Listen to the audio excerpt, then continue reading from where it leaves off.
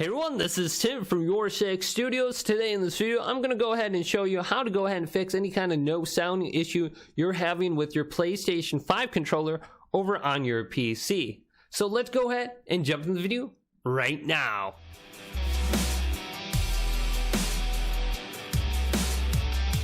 So why does this issue go ahead and happen? Well, if you look very closely on your PlayStation 5 controller, you can actually see there is a speaker, and if you played games like Grand Theft Auto 5 online, or you connected to like a game chat and you played and people were talking through this speaker right here, you probably wouldn't realize this. However, when you go ahead and connect your controller to your PC thinks it's a speaker. So that's one of the reasons why you don't really get any kind of audio coming through your speakers on your computer or your headset, because your computer switches over the output to your controller. So let's connect my controller to my PC right now. And usually right when I connect my controller to my PC for the first time in a while, all the audio will completely stop and it will cut out. So now that I have my controller connected to my PC, this is a fast and simple solution. If we go to the bottom right side of the screen and then go to the speaker icon right here, select this.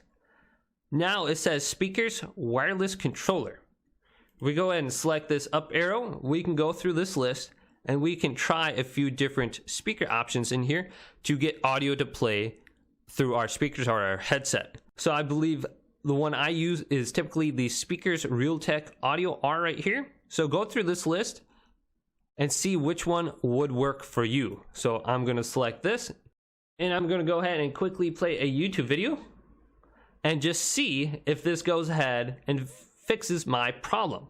So I can go ahead and hear audio playing through my speakers now. Now, something else you can do just to see everything a little bit easier is go to the speaker, right click, go to open sound setting, and you can see your output devices right here for your speaker options. And you just get a real nice and simple list right here, and you can just select it from here on out. So that's all you need to do is change the output, because your computer will change it to the speaker on the controller. Just revert it back to what it was.